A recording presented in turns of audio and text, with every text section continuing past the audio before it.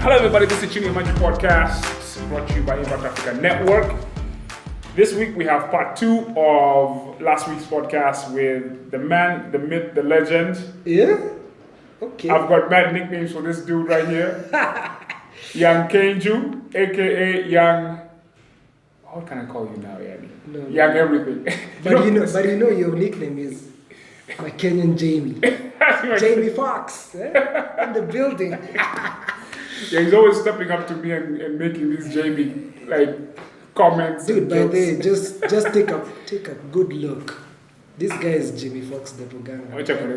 Don't put me on the spot. Anyway. So we got Young Kinyanjui back on the hot seat to just kind of cap last week's podcast, which was pretty awesome, fun recording that.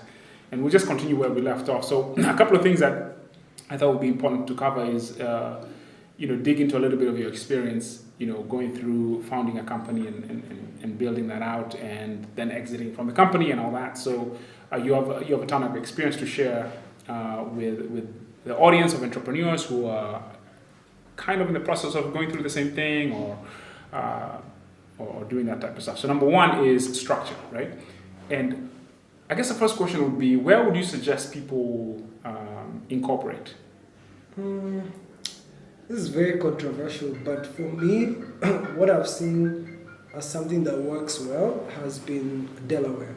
I find... Say that again? Delaware. Mm-hmm. And this is because if you do good research, you'll end up seeing that majority of the money or the funds come from the US. From the US, yeah. So if majority of your investors are coming from the United States or people are familiar with that, then it makes sense for you to do a Delaware entity, which is sort of structured and has the right instruments that, you don't need to restart. Everything is already defined and it's very easy to do that. You go to sites like Clarky.com or Stripe Atlas, incorporate, and it's easy. So if you want to do vesting, if you want to do ESOP, if you want to do all those type of instruments, it's sort of easier. Now, a great friend of mine normally talks about cap table dynamics.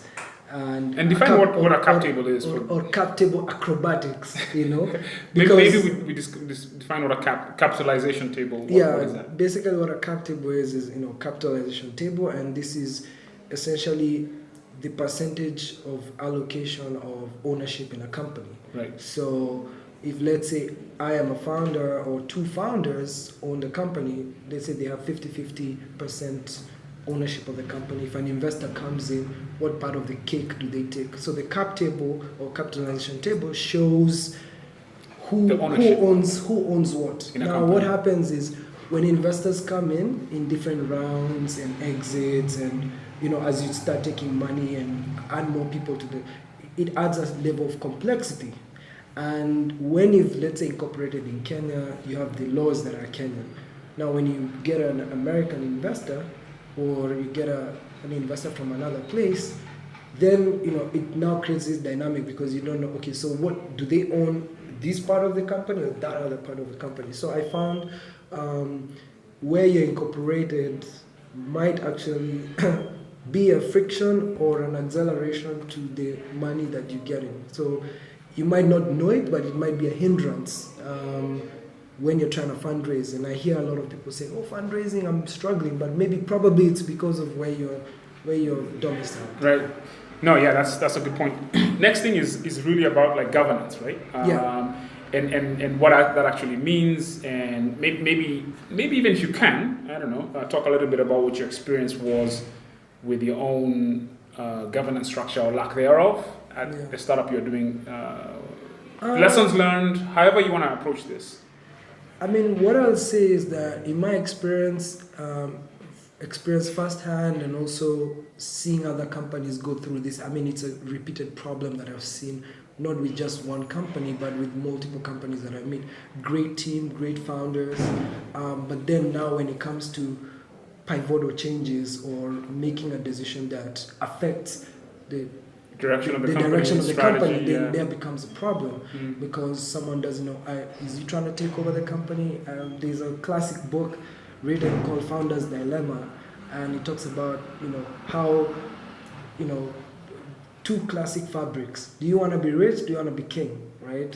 And so one of the founders might want to be rich, and for him, it's about, let me get all the resources to make us successful. So he's not afraid to invite people to come join the journey. We're gonna do it together. He's not afraid to share bits of the part of the company and the cake. Then you have the king mentality where that person wants control. They wanna maintain control of the vision, of the mission. They wanna go at their pace. They wanna do that, and it's really good to know quickly which type of a founder or your partner is in the company. If there's a co-founder situation. Also, it's also good to know as an employee joining a startup, what type of fabric is the founder is. Are they the king, or do they have a king mentality, or do they have a rich mentality, right? And that now, because everybody is incentivized in a different way. Right. And so understanding that quickly, I found helps you know, okay, this is the type of person I'm working with. How do I navigate this situation? So if they're a king, then okay, this is how I'm supposed to. It's just about adapting to the situation and seeing, is this what I want? And this is what Now, talking about that, once you know that, the next thing is like, okay, how do we approach tough conversations, right? How do we do a cadence of our board meeting? How do we set the direction of the company? How do we set the goals? How do we measure performance? How do we do that? How do you make decisions? How do you make decisions, and how do you also project the trajectory or the roadmap that you're following? Because most of the time when you're starting out, you're doing a lot of experiments. There's a lot of chaos. Right. Idea comes, execute. Go do it. Idea comes, execute. I meet a lot of guys who are like, I'm just gonna do it. It's just do it, which works in the early stage, but then they reached a time where you've done a lot of things, but then you need to take a step back and see have a strategy. Yeah. So, and then, analyze, okay, what have we learned? What the step that I see people missing is the retrospective. What have we learned? And every time people bring that up, some people take it as an attack, or don't take it the right way, and sometimes it's about being honest about yourself. The business is not working. We've tried so many things. We put in money. We're frustrated. We're flustered, and we need to address the big. This strategy is not working. The elephant in the room. The elephant in the room. So let's take a step back. So one thing I hear you talking about here is values alignment, right? Exactly. Rich versus king. This is a very, very important thing. It's very important. Understanding the way your co-founder or the person who's leading the company you're about to join is wired. Yeah. What makes them tick? It is critically important for you to understand the environment you're going in. Exactly. It's almost like you could analogize it to like parenting in a very real sense. Yeah. Right? And so I don't know, in my view, I would rather work for somebody who wants to be rich and has a big vision, or at least married to the vision in it, as opposed to somebody who wants, is it control more than just, it's a very interesting thing. I don't know. I mean, we've seen people that have like a sort of like king mentality, and they've succeeded. So I don't think there's like, but they're outliers as well. They knew that. Give me an example who you think has a king mentality, who has succeeded. I don't know. I'll say maybe Elon Musk. I don't know. Maybe from what I read, I don't know. But like.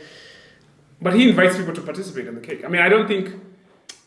So we have to win. I think it depends on the type of business that you're trying to do. You see, like family businesses. Those are king businesses. Yeah, those are king businesses. They're like. Here's my view on this. They're like, by the way, this business, this is how I run it. Right? So you with your ideas, please just go back. I know how to run my business, and that's a traditional way. That's where we're coming traditional from. way. Yeah. But then, if you're trying to build a global business, it's gonna scale. No. Let's not even get to global. Let's not even get to, because global is very few businesses go global. I think what this is, in my view, is if you're trying to be an innovation-driven business that has a software element to it, has some complexity to it, where you need talent. Exactly. You cannot be a king mentality. They are diametrically opposed. Because people are wired differently. Not even that. Because people are wired differently is true. But you will need other people at the table smarter than you in a different dimension. Exactly. You need help. You need help. You don't know everything. One of my mentalities is like, I don't need to know everything. I just need to know the right things to get the job done. Period. And have other people. And I want to trust, and I want to create. And if you want to create a high trust environment, or a high performing environment, you need to create a high trust environment where you know that you trust the people to do the job. You hold them accountable. If they don't deliver, you also understand why didn't they deliver, and if it's something that was probably out of their control, then maybe you can have a negotiation. If it was something that they really slacked off about performance, then maybe you cut them out. But they know that, hey, they're clear. I came out short. Right. And They're so clear. There's clarity. I need to leave. The way I like to think about this is this. Right now, I'm not a first-time entrepreneur, but majority of the times, and I like to use the analogy of parenting. If you have I don't have kids. I'm not yet married, but I listened to someone who explained this and used this analogy and said when you have your first kid, you're not prepared. You don't know. You're like, hey, how do we do the nappies? How do we do this? How do we do that? Everything is an emergency. Everything is an emergency. You're in chaos and the likes. And that is how, when you do your first business, it's you go above and beyond. You don't know the limitation. Now, the first kid teaches you a lot of lessons. When the second kid comes in, you already know the ropes. You're cool runnings. When the kid is crying, you just live in the corner. You know what? I'm not getting stressed, or I'm not gonna do this. So you have a certain experience, and it sort of shapes how you're gonna raise the second. So you find that the first, second, third kid, or fourth kid have a very different experience, and you also learning because now you have a data point. Right. You have real experience. Now, when you're starting your first company, the only data point you have is Google. You're reading. YouTube. But once you've gotten your second kid or you're doing this, you have a reference point. You're like, hey, I tried this, it didn't work. Maybe I could try another thing. And and each of them has a different effect on the person you are. Some people end up becoming, if they are lucky, end up having this mentality that, I don't need to. I believe in myself and I don't need to listen to people. So it makes them differently. Some people are like, wow, especially people who are fail, and they grow. They have a different mindset where they listen a lot and they, it shapes people very differently. And that's a very important factor to see, that you can't have the same type of founders and their likes, but there are some unique things that come out. Get the job done. Be aligned, be transparent, accountability. That is no agendas, things of that nature. So let's talk a little bit on how that aligns to governance, right? And this is one of the things that it's so interesting, because governance is supposed to provide stability to a company and transparency and so on and so forth, so that people don't get in their feelings, right? They can kind of you have a board, you have somebody, you have an entity that you're accountable to. The board can have investors who put money into the company. Some can be observers. It will also be considered to some of the founders. So when you are going through your experience, how are you guys set up? Did you have? We did have a board, an advisory board, and we also had. So you can have an advisory board. Did you have a governance kind of structure or not? We had it, but it wasn't. I wouldn't say it was well thought about the way, if I was doing it the second time, I wanted it to be. But we did have a way. So how would you sat and talked about some issues and made the decisions way forward. Okay. Right? So how would you suggest people think about how they structure governance from the beginning, right? What would you do different? Just what I would do different. Based on what I've seen in the likes, and I would have a quarterly board meeting. And who would you have on your board first? First, I'll have the shareholders, the founders, if they're free, and then we will pick, let's say, someone who either as angel investor or someone we really trust and trust and understands our type. Respect. Everybody there respects that person. And another thing is, do they also understand the business, and do they have time for us to grow this type of business? Is this something that they're willing to do? And also, you want someone who's experienced, who can act as a neutral party to sort of, they've seen this scenario, the conflicts or whatever that come up, misunderstand, or just not so much conflicts, but just impasse. right? Yeah, like yeah. people have different opinions on what should happen. Especially if they have a lot of board experience and they like your company and they want to give back and grow with you guys, it's normally like a very, very good thing, because I feel like a lot of we don't have that experience In our ecosystem. like we don't have so many people that have that type of experience, and so I'm happy to see we are having like a certain type of companies being built, and these founders are now being exposed to being part of the board, and soon these founders that have this experience then will now be the board members of new startups that Right. come up. So comparing like 5 years back, 6 years back, that experience wasn't there. So No, it's been even as a generally- founder, you don't know how to handle yourself in a board meeting and all that. But then now, as we keep building this global business, we're seeing companies that are coming up that are more the experience is expensive. expanding. Yeah, We're scaling up the experience. Yeah. So Yeah. we will have more better corporate structures and governance structures. So, what was the effect of not having?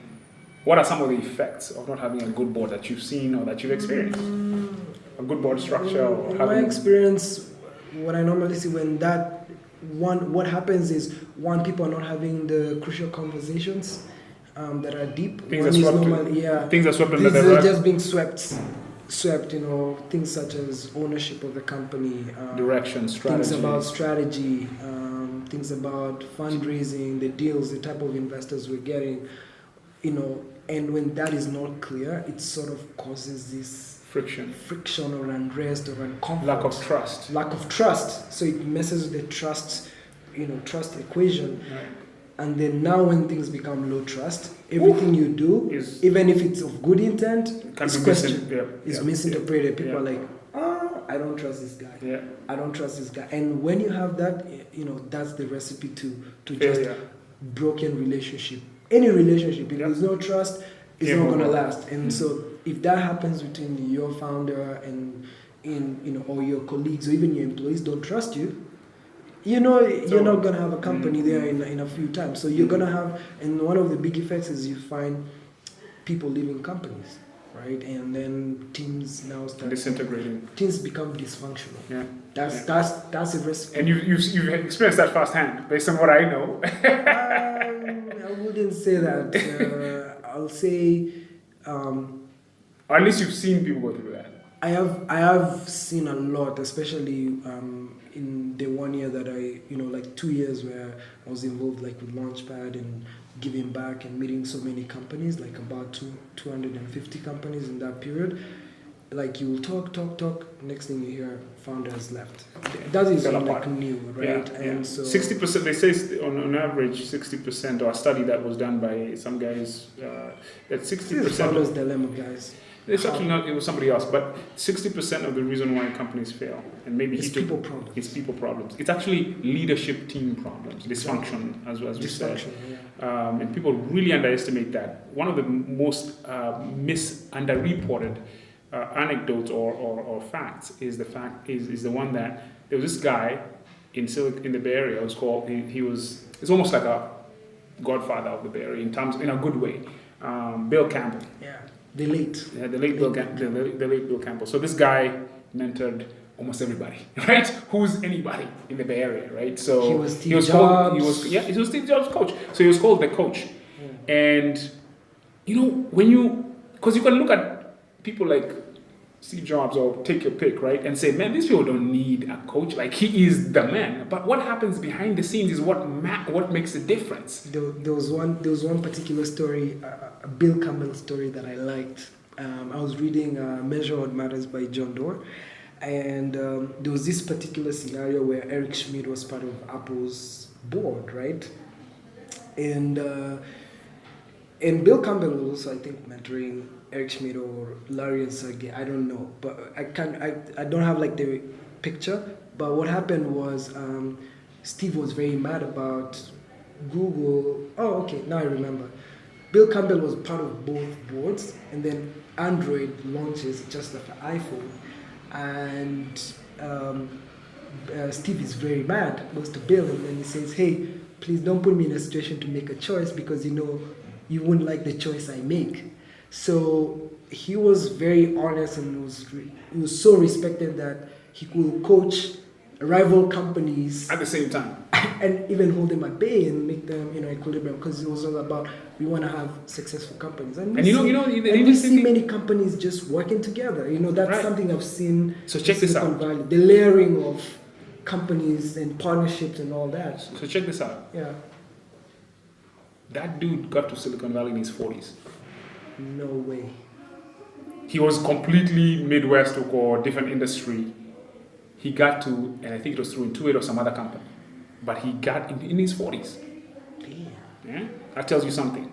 Experience matters, right? It matters. it's the real deal. And now we're in this world where we think it's just young people who are building companies. Dude, the result of young people building companies is the Facebook problems we've had with elections and all this mess, right? It's because young people who had not were given unlimited power, and it will have effects. And there's so many untold stories, things that happen behind the scenes, like you've talked about,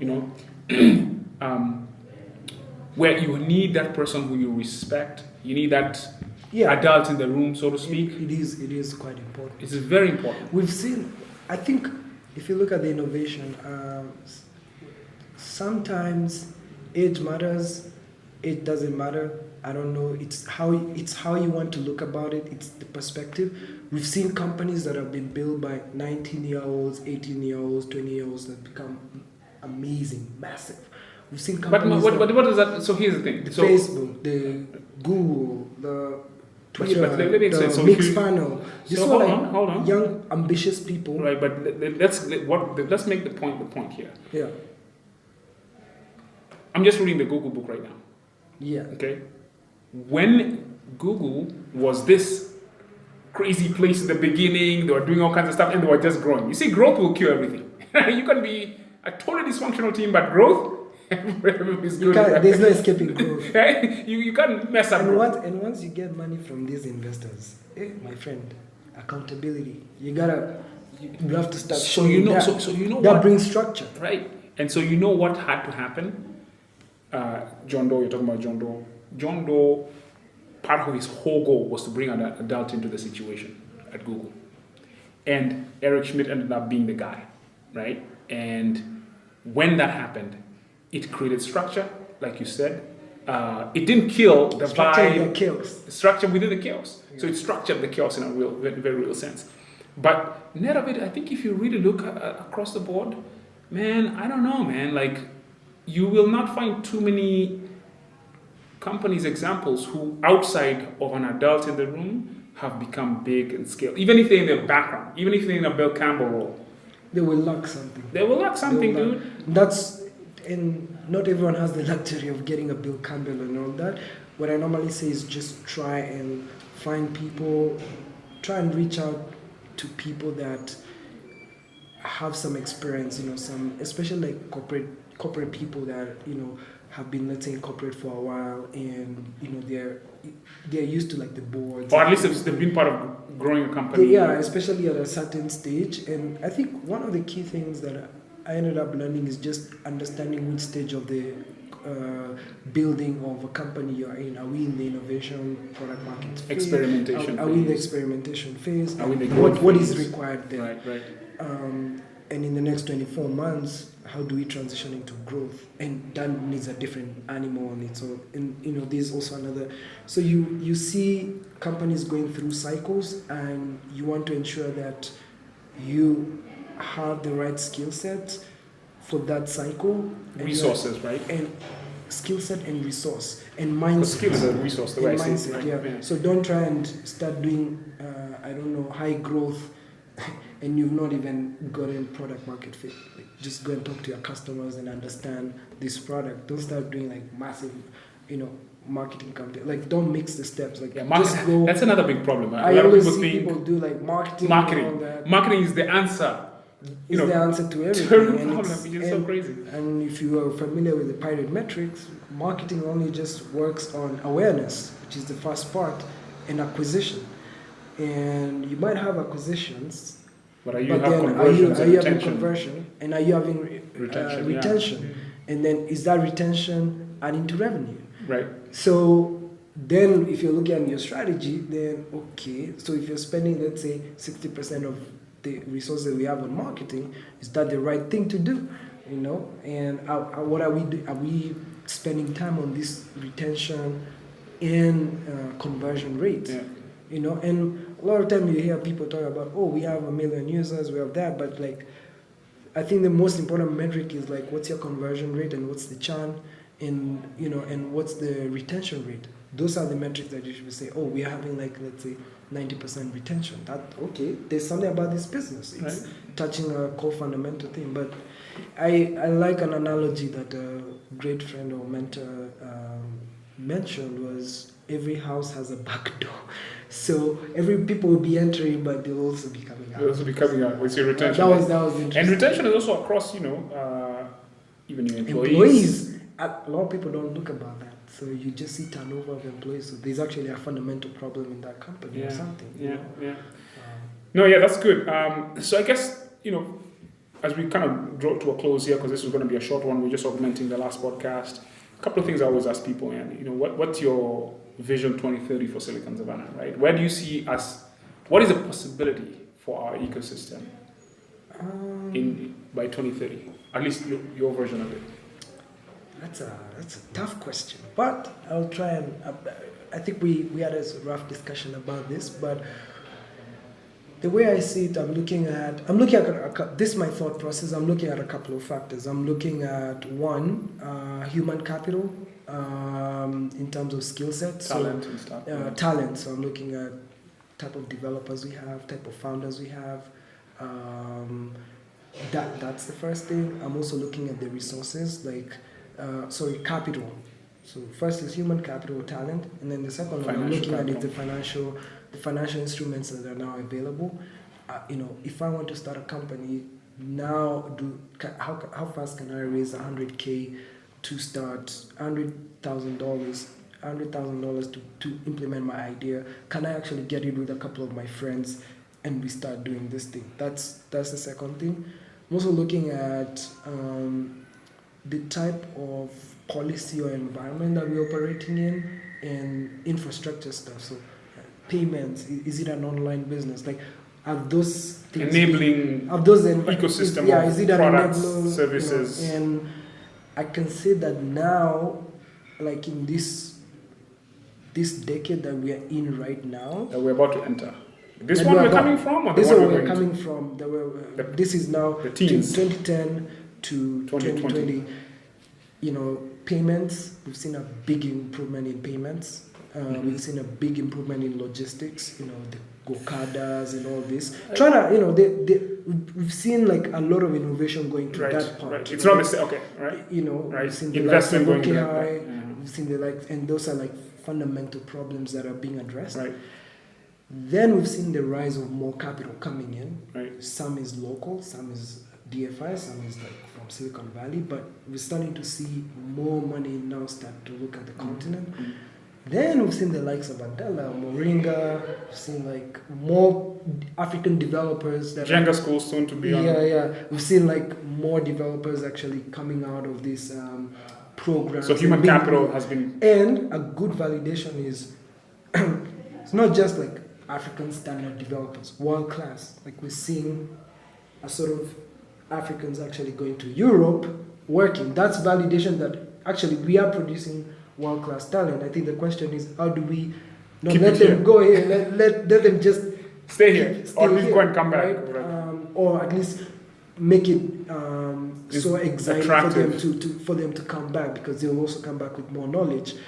And so when you have human capital and you have resources, and the underlying conditions, people are being exposed to ideas, I think, and people are also addressing some fundamental problems such as power, the renewable energy and all that, and you're seeing some growth in those things. 2030, I am actually seeing that we are going to have a different type of surge of innovation, and we're going to be in a different level. Because I remember, like, it was around 2010 that iHub started. The companies that were built in the 2000 between 2010, the Cellular and 7Cs, we've seen what they have accomplished. they accomplished that in like with little resources. Companies in the 2000s had like the Africa's talking, they are like in a massive footprint and all that. So, the possibilities are actually becoming bigger and bigger. Bigger and bigger. And better. And so we can basically build better companies Yes. faster, right? And more profitably, so to speak. And more profitably. So this is, what do you, well, that's it. I mean, for We me, won't have, what do you call, every time I go and meet these founders, they'll always talk about how they struggled, how they were broke, how they, we won't have, I normally call it struggle porn, sorry for that, but like, we won't have more struggle porn Right. such as that. Like the ecosystem will be much more. It's much more flexible. It's like supportive. how you just hear like someone has started a company in like San Francisco in like 12 months. Man, they're on TechCrunch. Boom, they already have Series And A. there's a They're very, going growth. and there's a very sequenced We'll process. have more Slacks. Right. There's a more sequenced process from seed to Series A to Series. Yeah. And those are just proxies for the way a company is performing, right? Yeah. At the end of the day, right? Yeah. So the way I like to say it is, anyway, and I'm completely a believer in this. I'm really excited about the decade we're getting into because all the tailwinds, right? The conditions on the ground are speaking to a new reality where, and it is so exciting because I liken this to the potential impact in terms of social, economic, and even political change.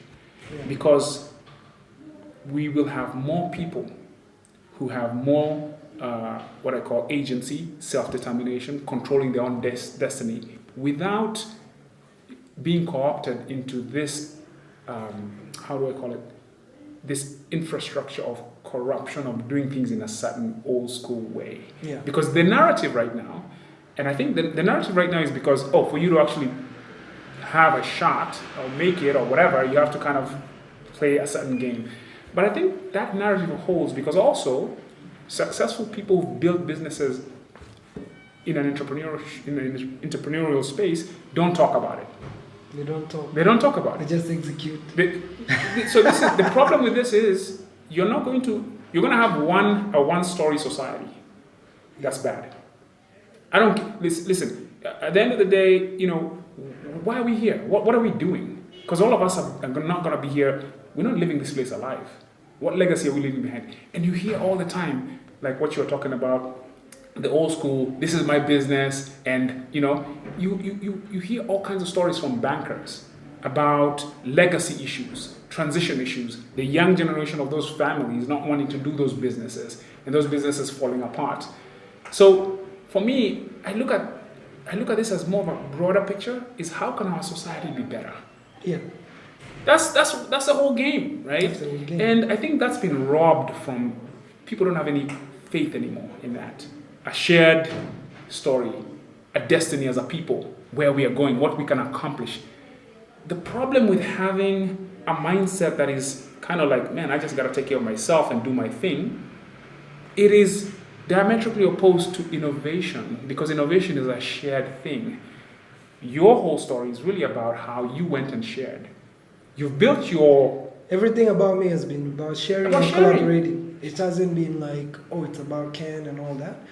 And I have like this thing I tell people, like alone you go X, and then with community and sharing you go 10X. Because when you start talking to people, you're out there, you're talking, you're sharing, okay, this is what I'm all about. You have shared vision. People know this. It's so easy for you to grow faster, because then that other person will tell you, hey, meet this other person. I think he's an interesting person. Sometimes I meet people and I have a conversation. Next thing is like, Ken, I think you should meet this person. They're very interesting. We meet, happens. we start, we do something else. And so if more people had that type of fabric of, hey, let me connect you to another person. We're in this together. Let's keep it simple. We're in this together. Yeah. And there's this guy called, there's a guy who, he's very famous right now on Twitter, and he's the guy who does that podcast. What's his name? Anyway, there's a guy. Tim Ferriss? No, not Tim Ferriss. So anyway, I forget his name, but he talks about... Sean Parrish? No. He basically what talks about is all wealth comes from compounding. All good things... Naval? Naval. Okay, yeah, you should have just started with Naval. Well, I forgot about it. I forgot his Angel-based name. guy. So Naval talks about this, right? But everybody is like always. I have like a friend who is opposed. He was like, hey, he's like tired of hearing all this. Like, oh, Naval said Naval. Naval is it? He's like, he's a guru Naval? of Silicon Valley. Yeah. But you know, but anyway, keep it about this guy. This guy is on some it's wisdom. about the thing about. I mean, that's also Charlie Munger and Warren Buffett. Warren Buffett. That's their. There's a mentality. It's Right, about so compounding. right. So value of compounding over time. Right, but it's not just only on one dimension about money. Relationships. Reid Hoffman talks about that all the time. Relationships, your reputation, right? This is one thing that, and we'll kind of have to close with this.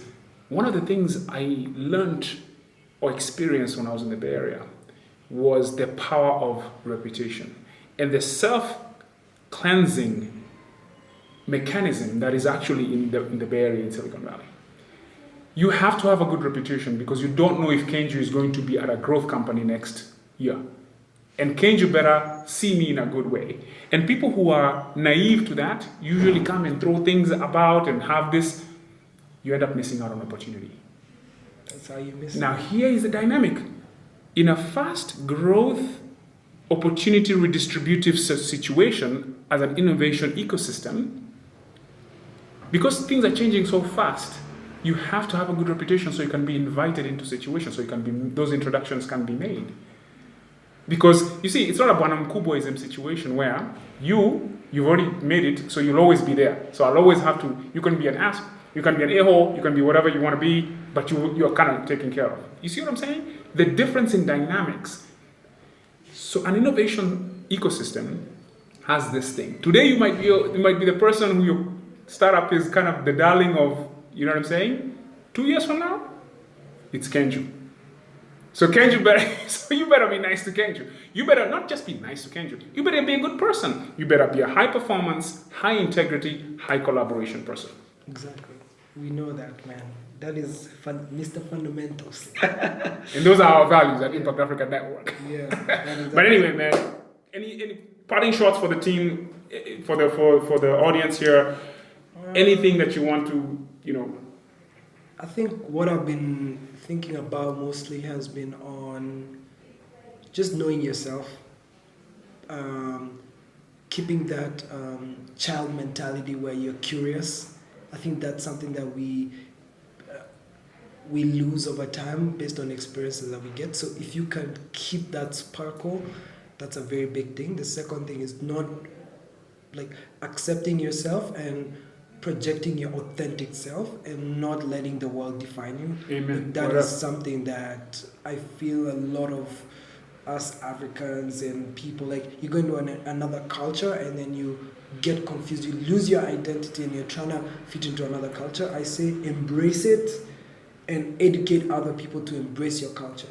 So keep your identity. It's very important because it's a part of us and how we were conditioned. So that high integrity, and let's keep executing, man. I like the stories, but I know a lot of people know I love stories, but at the end of the day, we gotta execute and have results. Period. Yeah. Because if you don't execute, what stories do you have to tell? You don't have interesting stuff. You ain't got shit to talk about. Or write about. So you gotta be, as my friend says, you gotta be on the battle. You gotta be the battlefield. And out there, just executing, because then you'll have a lot of battle stories to Amen. talk about. That can bless people. All right, man, that's it for this week. Chinemaji Podcast. We'll see you next time.